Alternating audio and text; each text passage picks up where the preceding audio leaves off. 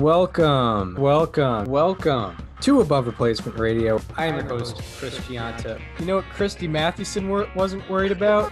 SIERA. When you're thinking about Pedro Ciriaco, I mean, the only one that can compete is maybe Hannes Wagner's 1908 season. Over there on the other side of the screen is Daniel Kern. Like, if we just clip together every time we've talked about him on other people's profiles, we've done a Mickey Cochran episode. I can't get past Rabbit Marinville. It's not necessarily Hall of Fame. It's not necessarily above average, but we can guarantee you we are better than just the standard replacement level college sophomore.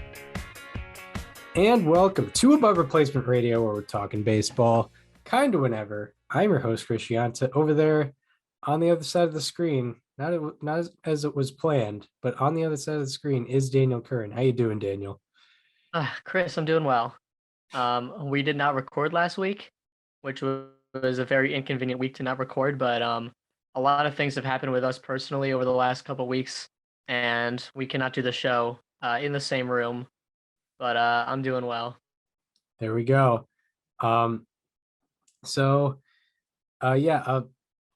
the best week to miss out on, but there's a lot going on, with our lives.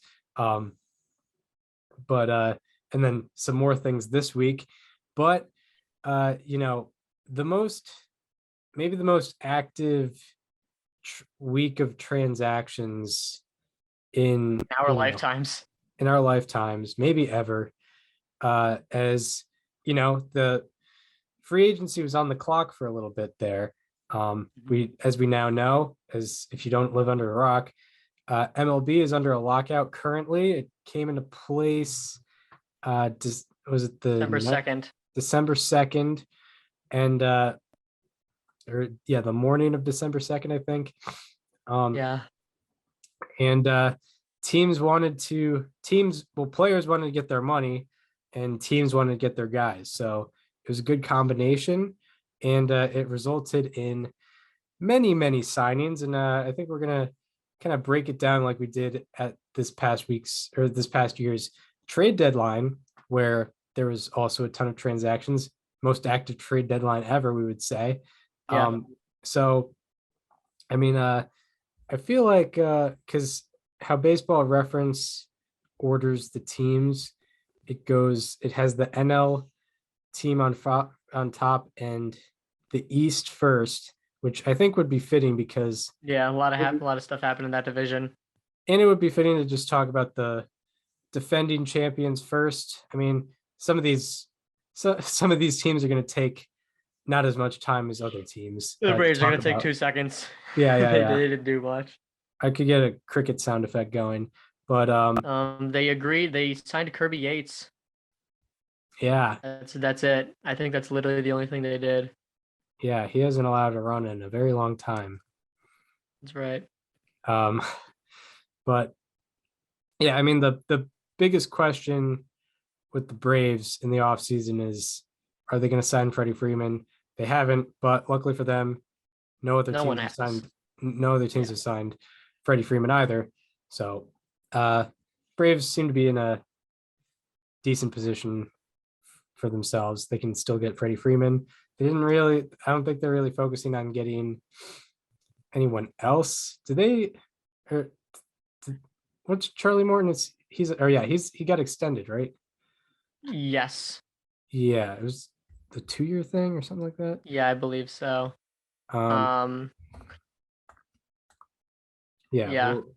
take a look. He signed a 1-year deal with a 2023 team option. So so he's going to be on the team for at least the next year. So good for them. Mm-hmm. But yeah, not a whole lot happening for the defending champions, but I don't think there were any glaring things that they needed to have, because a lot of their additions are going to be, they're additions from within the team, like Ronald Acuna Jr., Mike Soroka.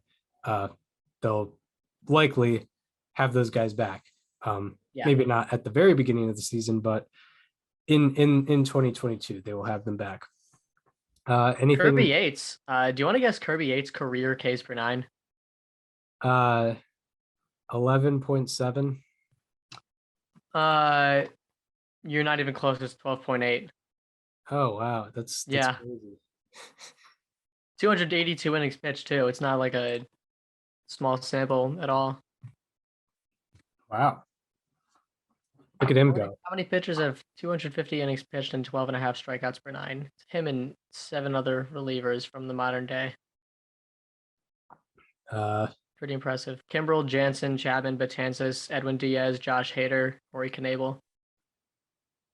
Yeah, and speaking of Corey Knebel, this is a great segue. Yeah. He went to the Phillies. I mean, the Phillies didn't do much. I feel like the Phillies did what they do every offseason outside of, well, actually, you can't say every offseason, but what they did the last offseason, which was, or actually, I can't even say that because they got Rio Muto.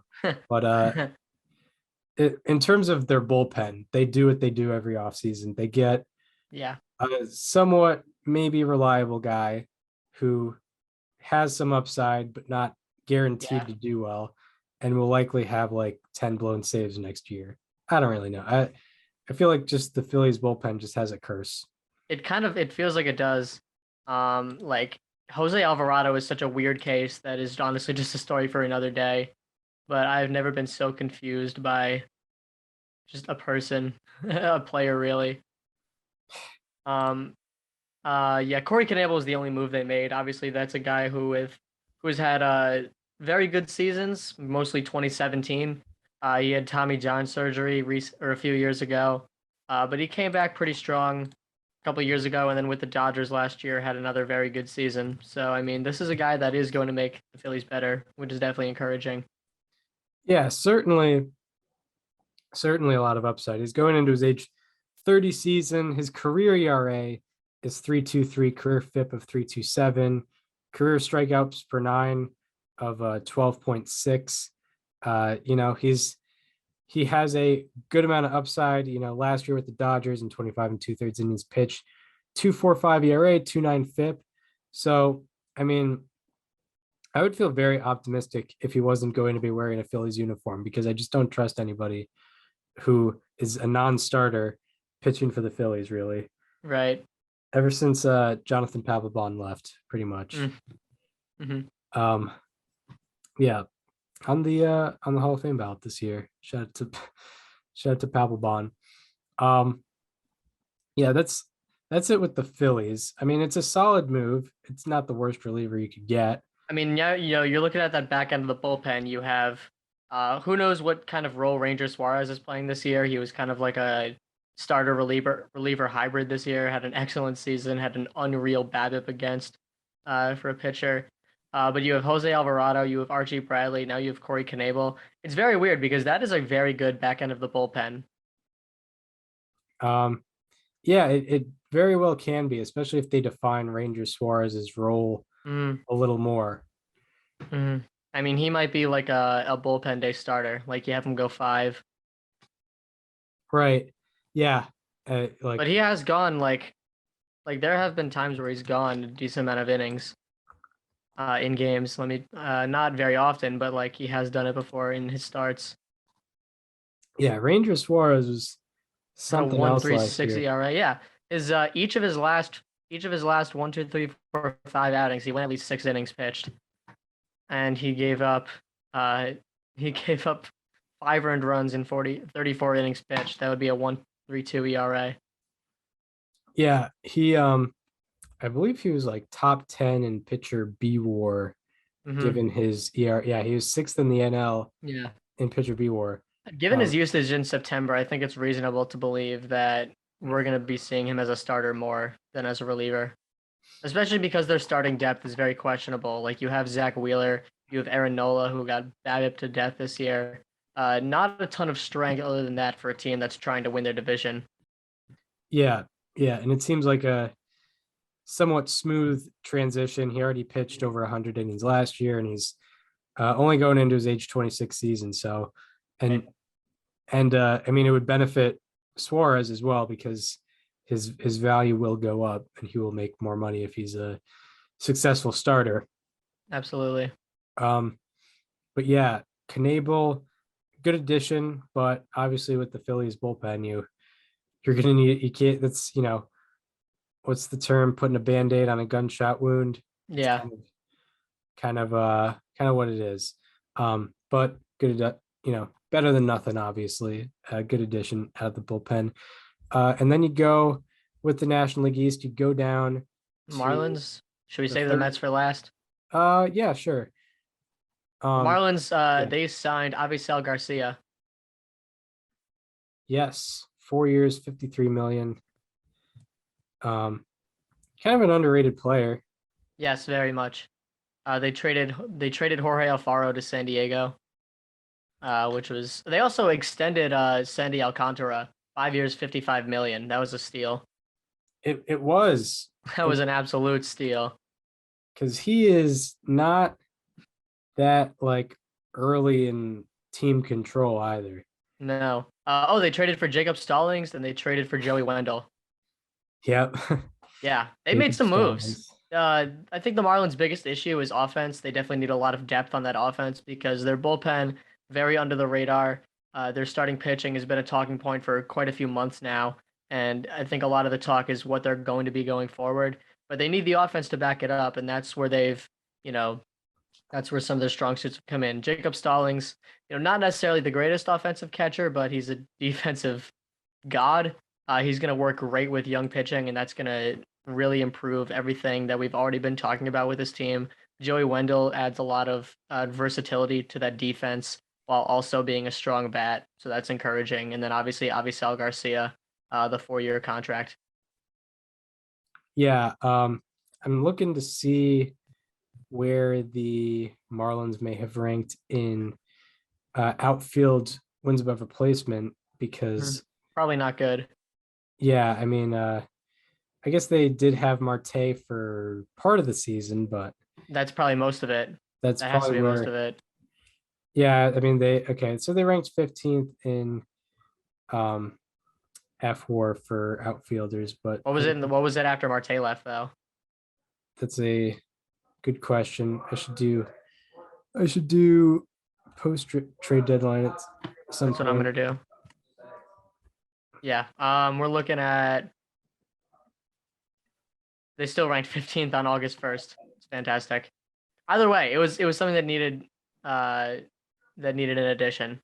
Yeah, if anything, offensive reinforcements in general. They also had a 323 BABIP while still only ranking 15th, which is not encouraging. Right, right. Can't really um can't really sustain that Yeah. with the BABIP there. Yeah.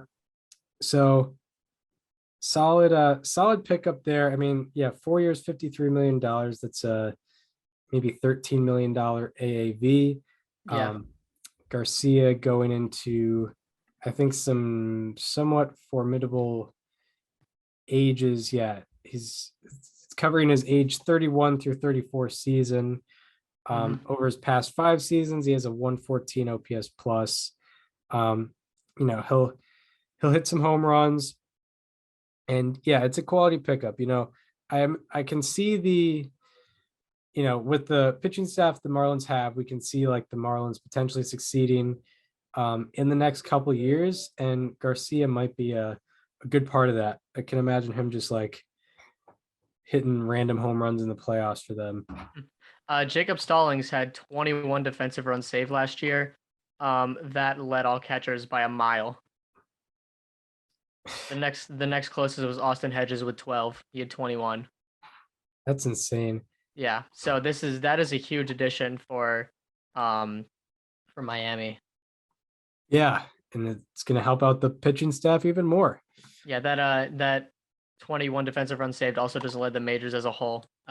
Literally every position player, I believe. Let me just set it to 0 innings just to make sure. Yep, it did. Nobody in the major leagues had more defensive runs saved last year than Jacob Stallings. I did not know that. And that was only in 892 defensive innings. Carlos Correa is second with 1,304 and 2/3. Wow. Which makes sense because he's a catcher, so obviously he's not, going to be playing every inning of every game. Exactly. So that's pretty fantastic. Yeah, it is. It is. Um, and I'm guessing since it's defensive runs saved, that's not even including potential framing, which Mhm. can, he could be even more valuable than what defensive runs saved are saying it is. We can get into this later, but I'm kind of concerned about what that's going to look like going forward for a Pirates perspective.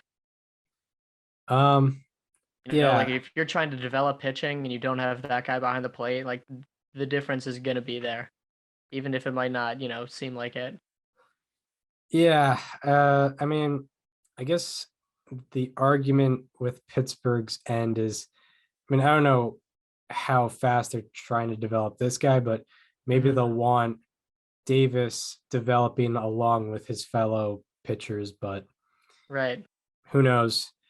I don't know. Uh, and I'm not like a huge draft guy. I don't know where Davis's strengths lie. I don't know if he's like mostly offensive or combination of great defense, great offense. I'd Yeah. I imagine mean, it's if you're the the number one pick, I would hope yeah. you're strong at everything. I'd imagine it's the latter, but Yeah. but yeah. Um, but yeah, I mean, we're just perpetually concerned about the Pirates, so another another thing that's happening. Mhm. All right. Then to Nationals were crickets, right? I don't remember. I honestly forgot about them. What did yeah, no, they did nothing that I can think of. And it's kind of good, I guess. Maybe start talking to Soto about an extension, but other than that, Yeah. Let me just check. I mean, maybe they made a trade or something. I'm only looking at free agents. Um, oh, I mean, they signed Cesar Hernandez. That's oh, about it. oh yeah, That's literally that guy. I mean, I guess maybe that's a trade piece. Eh, yeah, that's I not that's probably a reach too.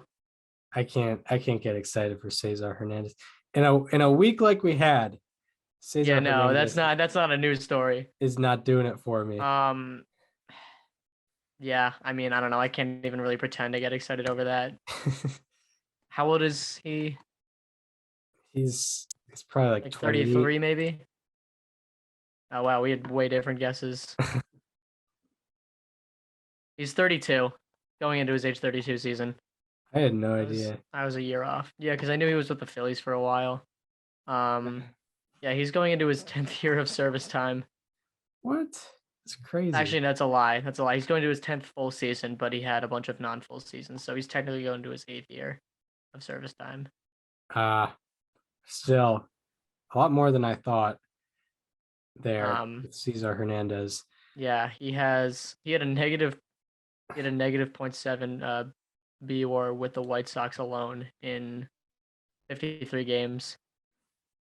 He has never surpassed more than 3 wins in a season, and that was in 2016. Yeah, that's not, it's not That's good it's not doing it for us. when you got a deal like the next deal we're going to talk about. I Yeah. cannot be talking about Cesar Hernandez with you know, when you got a guy who in the last 8 full seasons of baseball, so excluding 2020, in the last 8 full seasons of baseball, this man has finished top 5 in the Cy Young every single one of those years. When you got that guy signing, I can't be talking about Cesar Hernandez, and he's going. When you're talking about the guy who set the record for highest paid athlete ever in a single season in average annual value rather. Yeah, when you got that guy signing, we can't be talking about Cesar Hernandez. So yeah, Max Scherzer, the future Hall of Famer, recently joined the 3,000 strikeout club, and also in the same year finished third in the Cy Young vote. He recently got a 3-year, $130 million deal, which is crazily enough, it was the biggest pitcher deal out there in this offseason, despite a couple of guys signing 5-year deals. He had the highest overall value of all the pitchers. if I'm remembering correctly. Yeah. Mhm. And signs a deal with a big market team, a team that's really, really trying to compete, the New York Mets. I mean, there's a lot to consider here. There is. I mean, the Mets have already made a lot of moves. We talked last or 2 weeks ago. They signed Marte, Canna, Eduardo Escobar. Like, this is a team that has boosted their offense a lot, and now they went out and got the best pitcher out there, Yeah, which is scary. yeah, they have. And I'm sure it is funny because they can't show them now, but Mhm. it was funny to see all the graphics of like DeGrom, Scherzer, back to back. That's a Now, joke. yeah, it is a joke. One of them will not start on opening day. Yeah, it's fascinating. Fascinating that that's gonna happen. Mhm. Um, yeah, like it's a lethal combination. I'm still concerned about DeGrom's health, but I mean, we can just forget about that for a little bit and consider like what's going to be happening in Queens with this 1-2 I combination. mean, if anything, this is very good for DeGrom because now he can, like, as crazy as it sounds, he doesn't have to be the guy anymore, which is so funny because he was the best pitcher in baseball when he was healthy last year. Yeah, Especially with, exactly. especially with a guy like Scherzer who is just such a workhorse and like I don't know if you saw, but there was a report that like he would prefer if the Mets hired Buck Showalter as their manager, so he could probably throw like 260 innings next Yeah, year. yeah, it's not. Like he can be the innings eater and they can save DeGrom. Yeah, exactly. I saw a quote tweet about that. Like, yeah, Max Scherzer wants to throw 260 innings. Um, yeah, it's it's something else. I mean, also it's a good security blanket for the Mets in case something does go wrong with Yeah. DeGrom. Uh, you still have an ace, an absolute ace there, and it's a very, very win now move because you don't know how long Max Scherzer is going to be worth $43.3 million. I mean, he'll still probably be good for most of the contract and most of the rest of his career, but this is absolute top tier ace money. Max Scherzer is an absolute top tier ace, and this is a move for 2022 and like 2023. And it's good to see the Mets make that kind of deal. They made 3 other pretty significant deals as well, and they're absolutely in it to win it next year. I mean, I just I don't know what potentially might go wrong with them next year. I don't know. It's hard to I don't even tell. want to start thinking about that. Like if it Yeah. happens, we'll talk about it. Um, but I mean, this is a team that is in win now mode more than anyone else. Yeah, yeah, it's bound to happen. I feel like, and the Mets also, like a lot of people underperformed last year. I don't expect the same underperformance to happen. Like Mhm. Jeff McNeil's, for example, he's going to be back on the team. I don't expect him to do what he did last year. Um, there's a good amount to hope for with the Mets, and Steve Cohen definitely made a statement with that signing. Yeah. It was very funny how they lost out on Steven Matz and we're like, we're going to get everyone now. Yeah, yeah. I think it came after losing out on Gausman too, because they offered more money than the Blue Hmm. Jays, from what I heard. Hmm. And yeah, it's like, oh yeah, we'll just get the best guy. How about that? We'll do that. Um, so yeah, the Mets got Max Scherzer. Um, that's one where you don't have to explain why it's good. You don't have to explain the upside, or you don't have to explain the downside because there's virtually no downside here, Yeah. especially for a 3-year deal. Can you imagine just any game in the playoffs where it's like DeGrom starts and goes like imagine it's like similar to what we saw with the Dodgers and Giants there, where it's like a game five, like an elimination game, a winner take all game. It's like DeGrom goes out, pitches 7 innings, and then who comes out of the bullpen? Max Scherzer, Max Frazier. It's like, oh, you didn't want to face this Hall of Famer? Well, guess what? We got the other one coming in. like maybe the 2 best pitchers of the last 10 years going out there for you. Yeah, that's a pretty exciting thing to think about if you are a fan of the New York Mets. And it's a real cherry or big time cherry on top after you get Marte, Canna, and Escobar, like we talked about in our last episode. Yeah, I just want to say I feel so bad for national fans who are gonna have to witness that. Like that's brutal. Yeah, I mean, I guess you're grateful for the World Series and gonna have to put your head down for the next few years. Yeah. It's kind of the situation in old DC. All right, what division should we do next? NL Central or AL East? Do AL East flip flop between leagues. All right, so I guess we'll start with the Rays, who, I'm before I look anything up, what's popping out in my head is Kluber, but not Brooks a whole lot of Raley, Brooks Raley. very underrated reliever. Um, yeah, yeah. Corey Kluber is gonna be. I think that's an interesting one. I think when you think about the Rays, your mind immediately goes to like just reviving pitchers who have been struggling or have been hurt, or just being able to do things like that, I guess.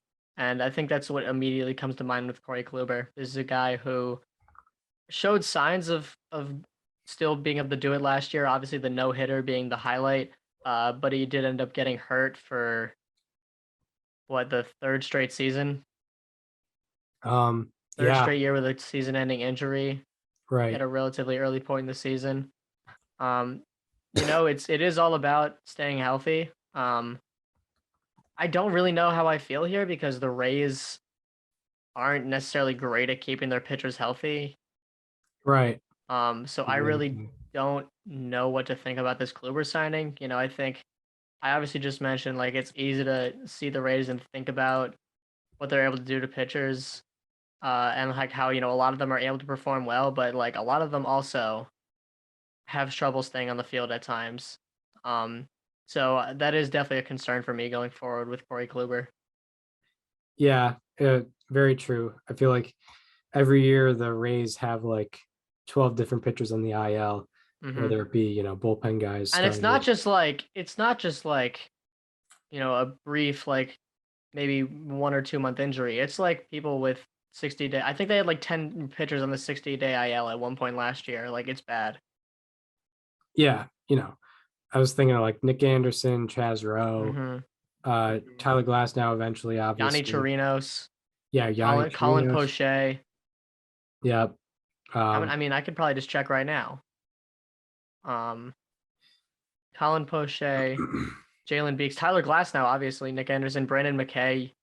Yeah, all of them. And that's just 2022. If you look at 2021, um, yeah, they had 1, 2, 3, 4, 5, 6, 7, 8, 9, 10, 11, 12 pitchers hit the 60-day IL, not the 30-day IL, the 10-day IL rather. They had 12 pitchers hit the 60-day IL, with 1, 2, 3, 4 of them being for Tommy John surgery. That's not encouraging at all. Right. Yep. And so yeah, Kluber was definitely, he's not going to be made any healthier, but uh he can provide some innings for the Rays. And I don't know. If he I think stays it's a on the good field. I think it's a good signing for It them. is, but like I can't just help but worry about what could possibly happen. Yeah. Seeing the Rays' history of not being able to keep their pitchers healthy, especially the ones like when you look up and down these pitches, these are the ones that like have like the movement on their pitches, like the pitching ninja type stuff, like Corey Kluber has. Like you see Tyler Glass now, Nick Anderson, not listed on the 60-day IL right now, obviously, but he was at one point in the season. Like Chaz Rowe, Ryan Thompson, like these are guys that have very good stuff. Um, and like it does seem to be part of the theme there. Right. Right. Yeah. Um, I guess what might be encouraging from a Rays perspective is Kluber isn't a high velocity guy. Yeah, So um there's maybe a little less likely to damage the arm as it's, not moving And I would love to see that another runs. full season of Kluber. Like, I think that would be great. I think that's what we need. But we Yeah. haven't seen it since 2018. And I mean, in 2018, like, he was a Cy Young finalist, I believe. I think he finished third in Yeah. the voting that year. But we haven't seen a fully healthy Kluber since. Yeah, which is unfortunate. And yeah, Prime Kluber was something to behold. It's weird, man. Like, he's gonna be a 2-time Cy Young winner who's probably not gonna even like make a second year on the Hall of Fame ballot. Right. Yeah. Like him and Johan Santana. Yeah, true. And Kluber like wouldn't be as deserving as Santana potentially, Yeah. most likely. No, absolutely. Yeah. So the Rays got Kluber, and Brooks Raley, who I just looked now as you said. He's very interesting, isn't he? Yeah, 3.27 FIP last year. However, what 4.7 ERA or yeah. Yeah. So unlucky last year. It's just kind of like an upside thing, but it's a reliever. It's a reliever. I think he was used as more of a lefty specialist with the Astros. So I'd be curious to see what kind of role he starts playing with the Rays. I think Brooks Raley is a guy where, like, be on the lookout of like maybe his pitch usage and how it might change in the season. I think that could be something that we're looking at. Either that or like role change. Right.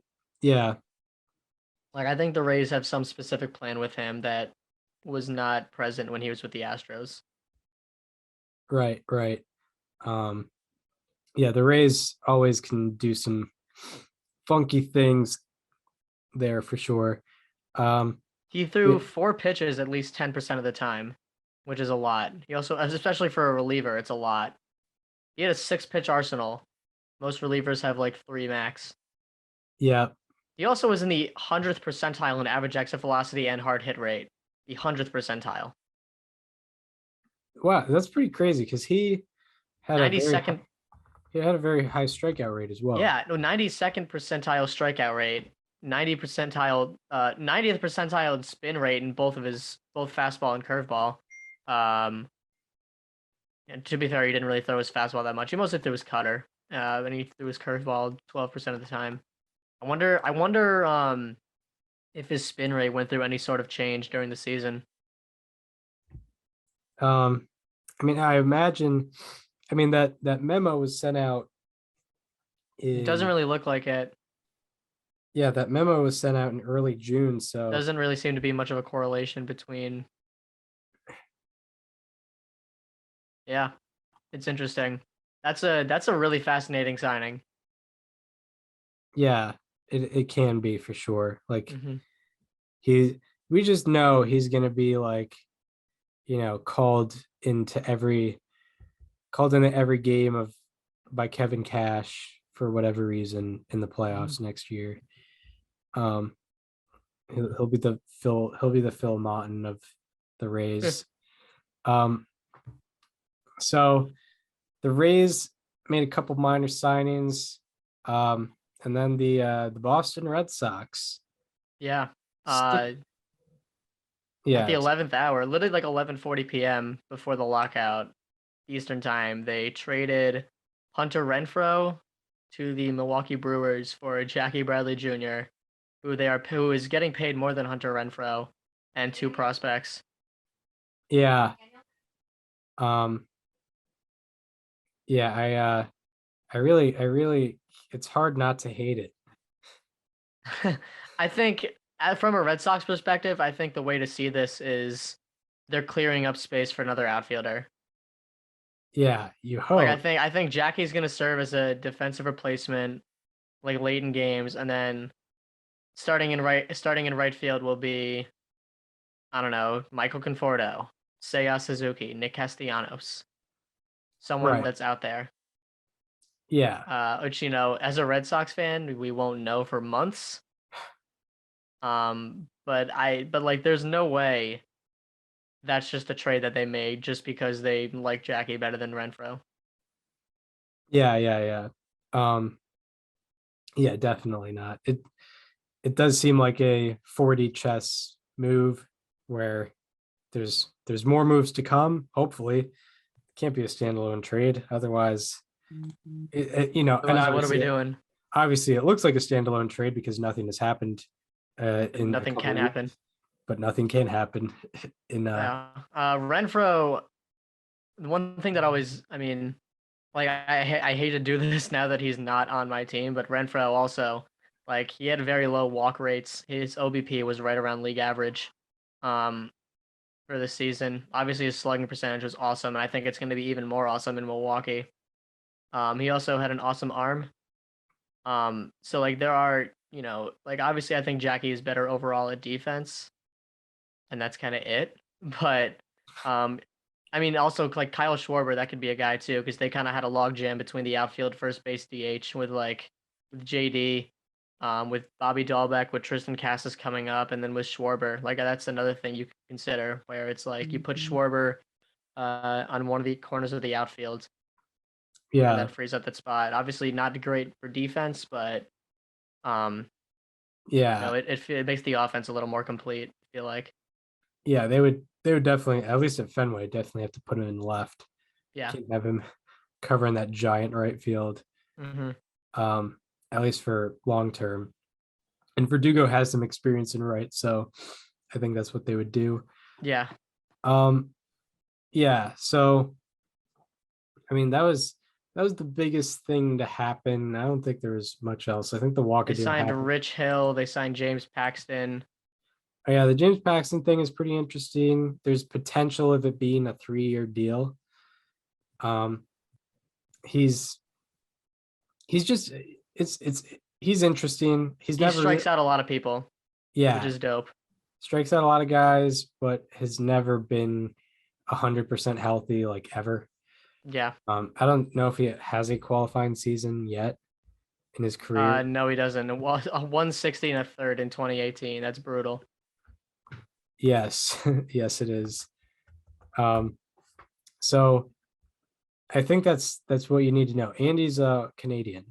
That's Yes, the other thing you need to know. And he is Canadian. he threw a no hitter in Toronto. Oh, and there's that video of during the national anthem. Of the bald eagle. There's the bald eagle, and he Yep. almost lands on uh on James Paxton and impales him. But he came out of it safe. Thankfully. Luckily. Yeah. Thank God. so so yeah, and I mean I just remember with him with the Yankees, like during the playoffs, it was always short leash. Um, they never really had him out there for too long. Mm-hmm. He has an 8.2 career hits per nine. That's pretty brutal. His FIP is almost 30 points lower than his ERA for his career. That's pretty interesting. Yeah. 306 career BABIP against, so a little above average. Obviously not great for the Red Sox defense.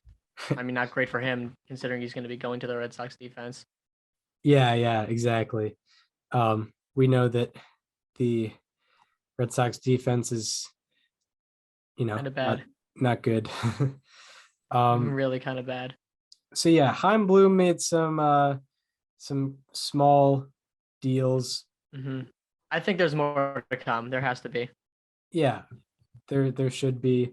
I should look once again at their projected payroll. I think it's between like 160 and 170 million dollars this upcoming year. So according to Baseball Reference, their estimated total payroll is 177 million. So they might just get like another outfield bat. Who knows? Yeah. The starting pitcher market is pretty much buried. So can't really go after anyone there. And you know, going through the AL East, a team that did less than the Red Sox was the New York Yankees, who just you almost forgot they existed. Did they actually do anything? I don't know.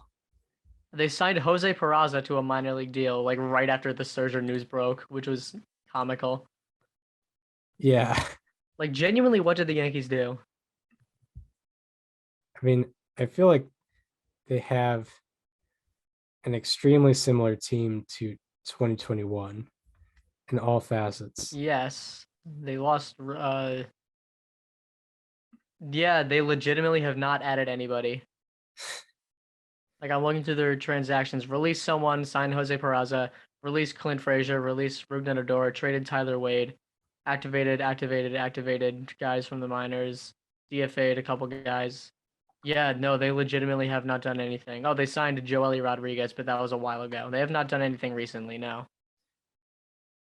Yeah, and Uh, Rodriguez they already had, right? yes. Yeah, they have not added anybody to their roster from last year at this point in the offseason, and they will not have done so for months from now, obviously. Yeah, that's terrible. At this point, it feels like Correa or bust, right? It has But to. yeah. I mean, you're not gonna add an outfield bat with the outfield Mhm.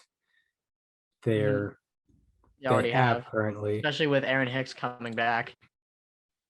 Right. Yeah, And I then mean it has to be Correa or bust at this point.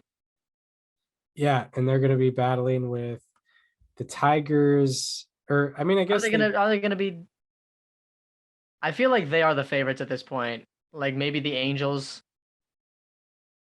um would be the other option. yeah, I don't know.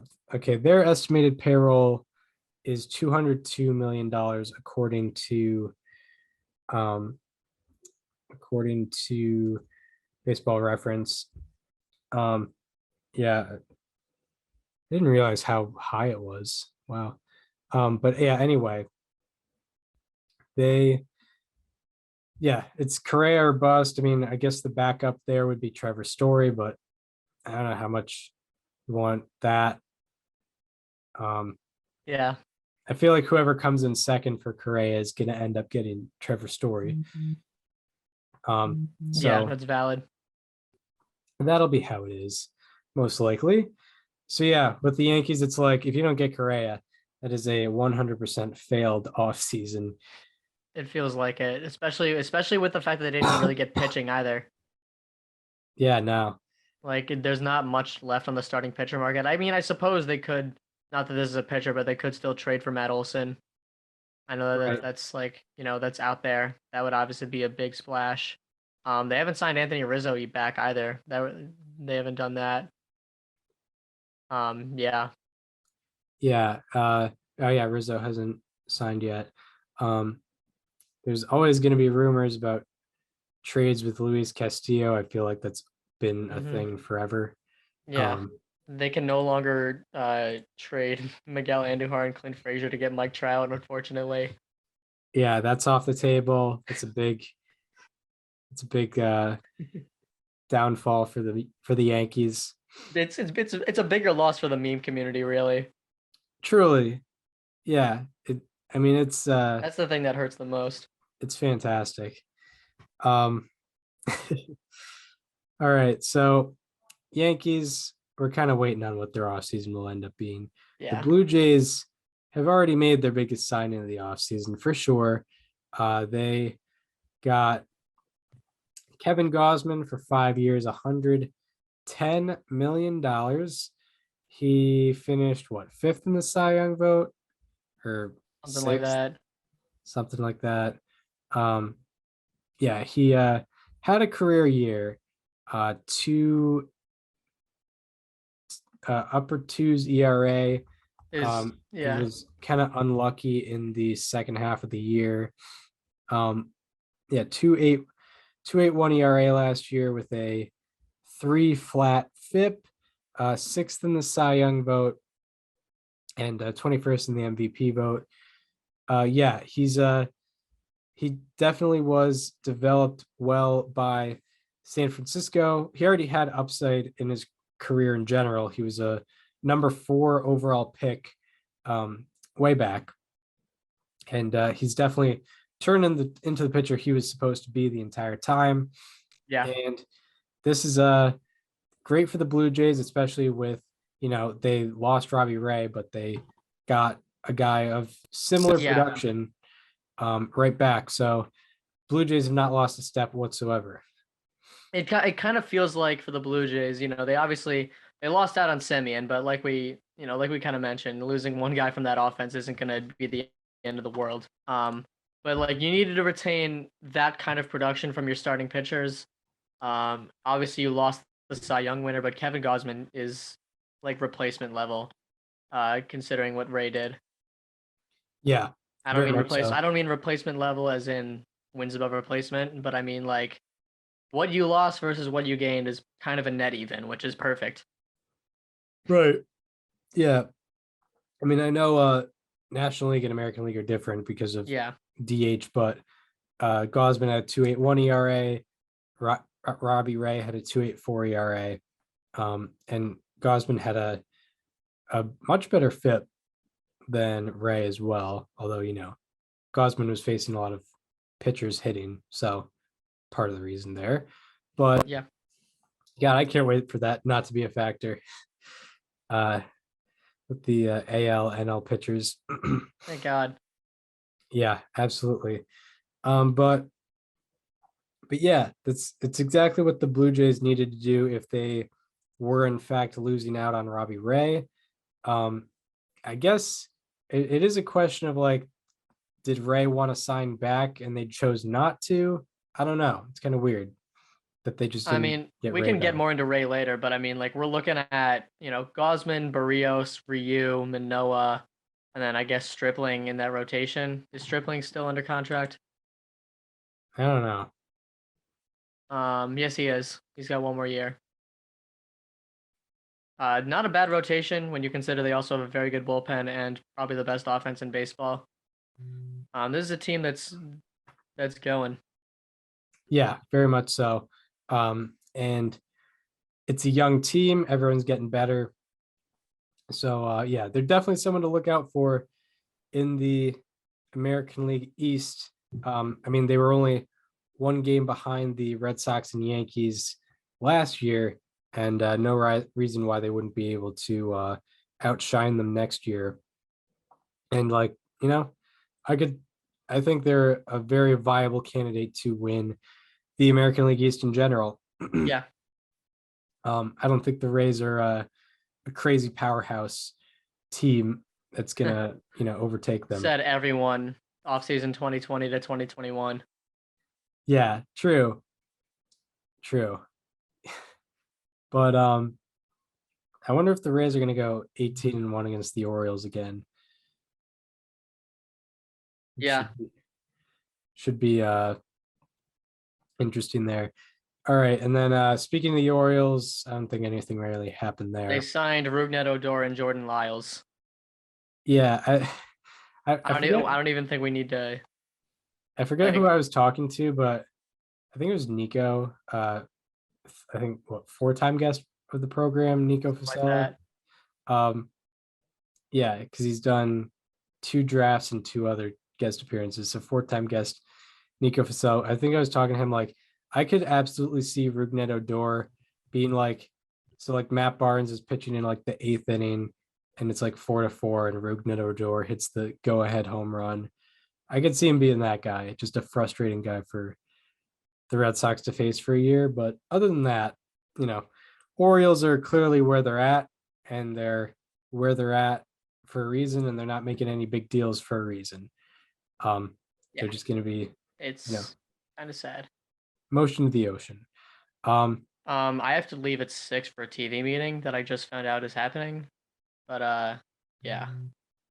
All right. Maybe we'll talk about half the league and then get to the other half, because there's going to be no news next week. Pretty much a guarantee, unless a miracle happens. We can talk. We can get. Yeah, we'll stop here and then we could probably start again tonight if you want to again. Yeah, I'm not sure. I mean, we're already at 15 teams covered. No, we've only covered 10 teams so far. And you're right. Okay, yeah, let's do another division then. It's been only like 50 minutes. So yeah, we'll do National League National League Central. Almost nothing happened. Yeah, we'll go through that. Brewers, Crickets for the most part, or actually the Renfro they trade. They did get Renfro, right? Yeah, the Renfro trade was cool. I think that's gonna offense was just abysmal for them last year. That's going to be a trade that makes them significantly better on offense. Yeah, I At the agree. major league level. Yeah. I love that deal for the Brewers for sure. I don't know what. Especially when you lost Garcia as well. Yes, yeah, especially offensively. Like that guy is Renfro is exactly what Garcia was, because I was just looking at Garcia's stats. Renfro had 31 home runs. Garcia had 29. Renfro Mhm. had like I think an 816 OPS. Garcia had an 820 OPS. So you're just getting Renfro, you're just getting Garcia reincarnated. Yeah. Um, Slightly worse defense, but better arm, right. Yeah. better throwing arm. Not as much range, but better, can cover more guys on the bases. But honestly, I think their big problem was like, I mean, it was offense as a whole, obviously, but like slugging for sure was not really there for the Brewers. Or actually, no, it was more batting, but Renfro did have a decent average. Um, yeah, offense was just not there for the Brewers this year. Yeah, a lot of Their that has. slugging, there's for a team that competed for the team that won 95 games, their slugging ranked 23rd in baseball. So Um, yeah, yeah, not the best. And yeah, Christian Yelich underperforming has a little bit to do with that. their OBP actually ranked 14th. So like Renfro's the guy that actually fits their offensive struggles perfectly. Yeah, that's a very good point. Yeah. Um, yeah, they, especially in a ballpark like God, American Family Field. Stop. Stop. Especially with the famous ballpark American Family Field. You need guys who can hit some home runs. Absolutely. Hunter Renfro is going to do that. He did it 31 times last year.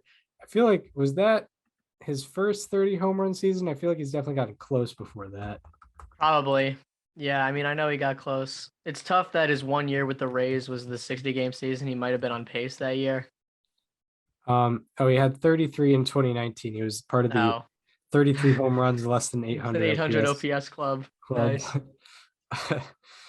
Yeah, where 2019 had, I think, 9 such players. It was hilarious.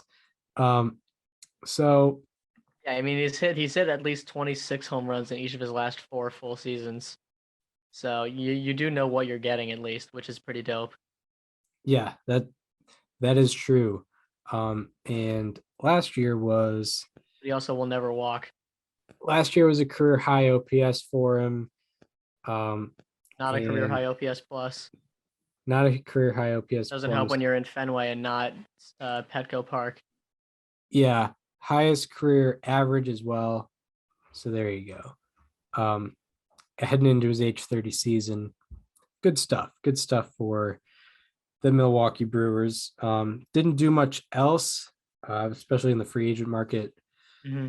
And then the Cardinals, I mean, they have done stuff in the offseason just very early on with the Steven Matz deal. Did they do anything after that? I don't think. Not that I can think of. Nah. I think that's basically it. Since, Let me just make sure. yeah. The Cardinals. Yeah, no, they literally did nothing after getting Mats, which we already talked about. I don't think they traded for anyone either. Yeah, no. Yeah, no. Let me just make sure. And then Nothing in December. Yeah, no, literally just Steven Matz. Okay, we can skip them. And then with the Reds, also nothing. The Reds. I think I looked at their transactions. Yeah, I mean they signed like Andrew Knapp. Yeah. A minor league deal. Yeah, they really did nothing. I don't think they traded for anyone either. Yeah, the Cubs, meanwhile, though. Yeah, they had one cool. Who's coughing in the background? That, I don't know. Yeah. Sounds like. Heard way too much of that lately. Yeah. Both from myself and from others. Right. That seemed to be Greg Baker there. Shout out to Townhouse 2. First Zoom show from Townhouse 2. Yeah, well, from half of it from Townhouse too, half of it from my home. Yeah, 'Cause didn't want it to I happen cannot this be way. there. I have an illness. We'll just put it that way. Yeah. I think you can pick up on it. Right. Yeah. Exactly. So the Cubs, they in a surprising move, got Marcus Stroman for Yeah. quality AAV deal What was for it, 22 Stroman. mil a year? Um, I'm trying to. I think it was 20. Might have been 24 mil. I'm gonna look at Marcus Stroman contract. 3 years, $71 million deal. So that's going to be 23.66666 Okay. And they million a also year. signed Jan Gomes and Clint Frazier. But yeah, the main attraction is Marcus Stroman. Yeah, I mean, I can't even say I really like this deal for the Cubs. I'm sorry. 4.33 expected ERA last year. Power baller of the year. Powerballer of the year, not in terms of like him giving Powerball like the lottery for those. I mean, like 349 FIP. Like that's still good, especially in a pitcher's park, which he's kind of going to again. Yeah, that's good. It is good. And I mean, it's not like he's being taken away from this fantastic defense that was the Mets. I don't think the Mets had this crazy defense, but the Cubs defense is not great, I would imagine. I don't think. Well, I mean, it's probably gonna have a whole new look. You have to you can't even if you're gonna look at their especially their infield defensive rankings last year, you're gonna have to go from August on. You can't even go from the whole season. Right. It's like, oh, their shortstops did pretty well. Oh, they weren't there, and now they're in Detroit. Yeah. Oh, like this first baseman seemed okay. Oh, he's on the free agent market and not coming back. Yeah. Chris Bryant Right. was kind of all over the place. Yeah. Right. Cubs are such a weird team. Like, I don't even know who they are. I mean, I do, but I don't. I just think of like Patrick Wisdom. Have Frank Schwindel. Yeah. Frank Schwindel. What a 1-year wonder he's gonna be. We'll talk about Marcus Stroman. This is a guy who is gonna be the ace of the staff now. Like, good for him. Like, I feel like has he really? I mean, like he was kind of leading those Blue Jay staffs, but it was after like their peak when they were good. Yeah. And then obviously with the Mets, DeGrom was there. Syndergaard was there in 19. Like he hasn't really gotten the chance to be the guy on a team that people are paying attention to. The Cubs might not be that good, but they are at least still the Cubs. Like he's gonna be able to pitch at Wrigley, a ballpark that people are gonna show up to no matter what the team's looking like. Right. I don't really necessarily see this team making a whole lot of noise next year. Obviously the years 2 and 3 are a different story. We don't know yet. But it is cool to see Marcus Stroman getting that kind of deal and being able to play that kind of role on a team. Yeah, I can see a deal like this, like the Cubs kind of make an evaluation of where they're at like the 2023 trade deadline. And then, if they don't think they're going to be competing after like if they don't think they're going to be like competing in 2024, maybe they trade Stroman for trade Stroman's like year and a half of control. I could see it being like that. I guess that's an expensive trade piece, but yeah, I don't know. I think, I wouldn't expect him to have a low 3 ERA with the Cubs. I think he definitely was paid based on his ERAs of the past two past 2 seasons he's pitched in. And good for him. Making a quick observation here. It looks like Stroman debuted a split finger last year, which was his third most frequently used pitch, and it was one of his more effective ones. Just a little interesting thing. Yeah, it is interesting. But like thinking about the Cubs, because you look at the Cubs and you're like, oh, 4th place team, 71 and 91. Maybe they can, with a couple good moves, they could be a different team, couple career years. But you can't even look at them as a 71 win team. You have to look at them from August 1st on, because That's or actually it was July 30th on pretty much because when they were one of the worst teams in baseball. yeah, like I should look at what their record was before. I mean, they were like a threat to win the division in May and June. Yeah, yeah, like they were. Like that combined no hitter happened where they walked like 8 batters, and then from there it was just completely downhill. Yeah, absolutely. So July 29th, they were 50 and 54. So 21. So that means they went 21 and 37 for the rest of the year. Yeah. So 21 and 37 after the trade deadline. I think that's a more accurate representation of what the Cubs are going to turn out to be. Kind of paddling for fourth place with the Pirates, probably. I don't know. NL Central continues to disappoint. Yeah. But I mean, good for Stroman getting his money. I think he earned it. Yeah, he did. $71 million for 3 years. And how old is he going to be when that contract comes to an end? 33, 34. Because he's going to have an opportunity to potentially get like another $70 million deal. Yeah, he probably could if he pitches well enough. Yeah. I mean, not that he has this guy's track record at all, but look at a guy who just signed heading into his age 30, seven season, yeah. So, became the highest paid player ever. Yeah. By AAV. Right. Exactly. They also signed Yan Gomes and Clint Frazier. Yan Gomes can just be like how old is he at this point? Like 34, 35? Probably. Yan Gomes is going into his age 34 season. Yeah, I got it. Clint Frazier, I think that's definitely a more interesting one. That's a guy who has had a lot of potential. And I would love to see him reach it with the Cubs. I think it'd be fun. Yeah. Especially because that team is kind of just looking for like a on the field leader. And obviously, Stroman can only do so much when he's on the field every 5 days. Like the Cubs, they're kind of searching for their identity this year, and Stroman's definitely going to play a big part in that, just by his on-field personality. I think that's great. But they need a guy who can be there every day, and I think Frazier is a guy that you could look for in that regard. Yeah, Frazier showed his upside in the short 2020 season. I believe had a 905 OPS.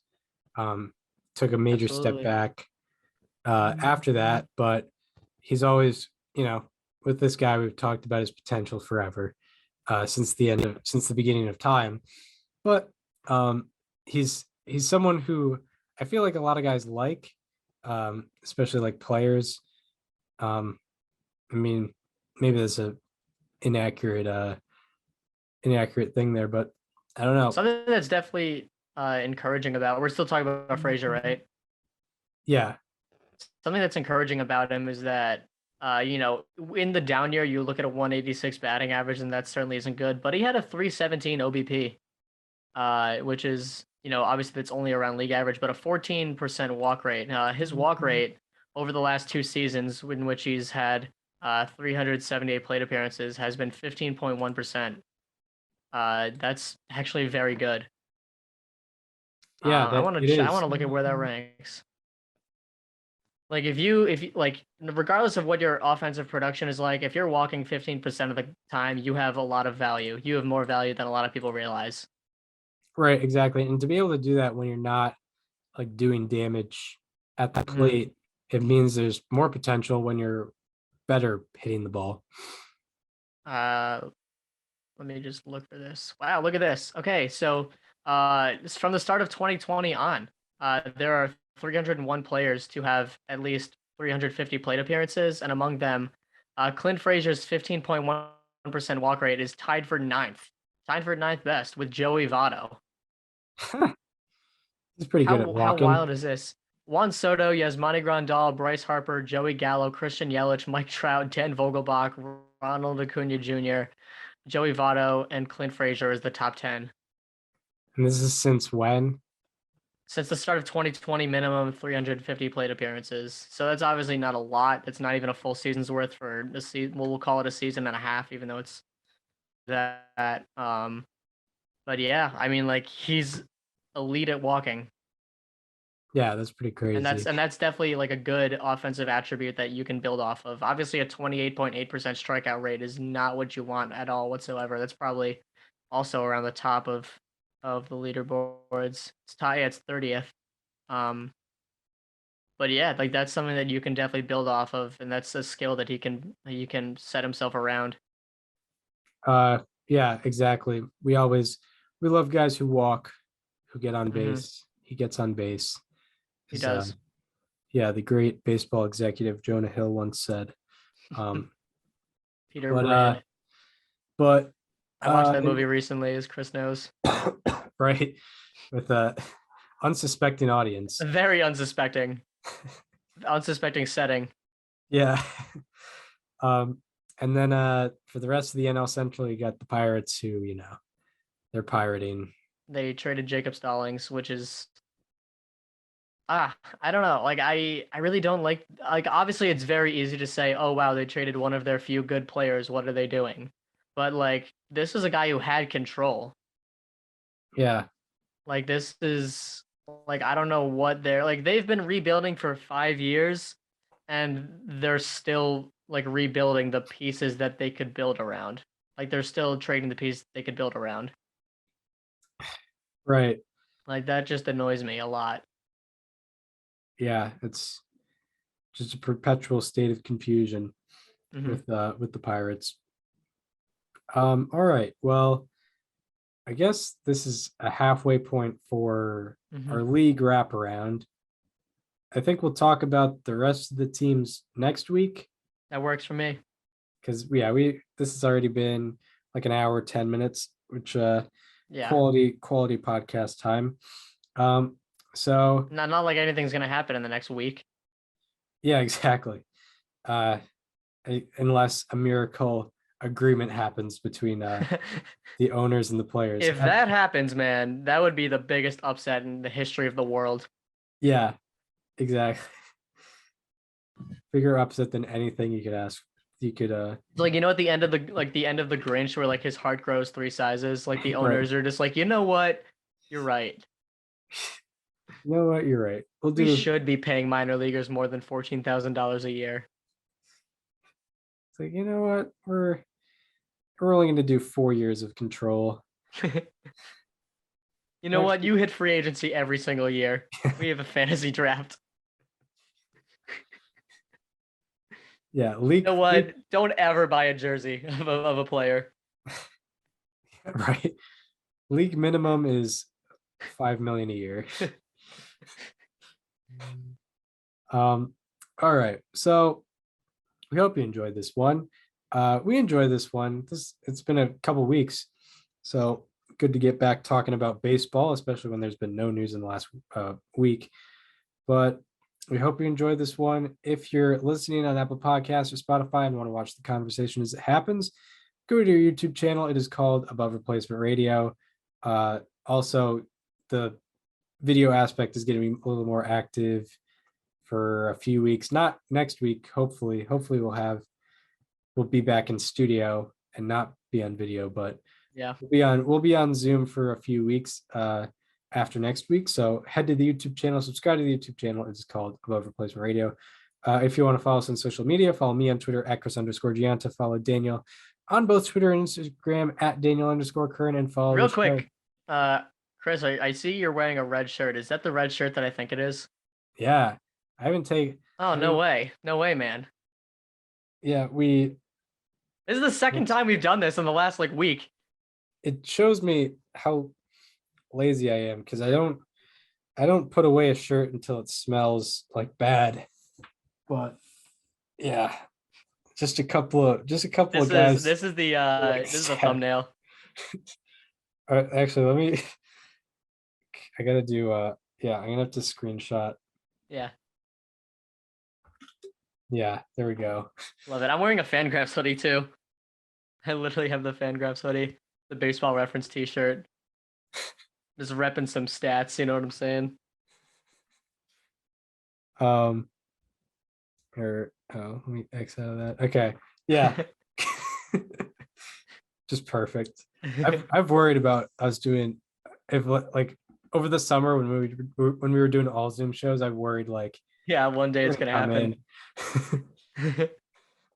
It's a good shirt. It's a good got shirt, yeah. It's a good design. It's a good color. It's very comfortable too. It goes with plenty of my clothes. Yeah, exactly. Yeah, it's a nice bright red. Yeah, beautiful. It goes with the shirt. Fangraphs hoodie. Right. So yeah, if you want to follow us on social media, follow me on Twitter at Chris_Gianta. Follow Daniel on both Twitter and Instagram at Daniel_Curran, and follow the show Instagram at Above Replacement Radio for all the show needs. We hope you enjoyed this one, and we hope to see you next Thursday, where we will be talking about the rest of the teams and what they did in free agency. We will see you then. This conversation is over.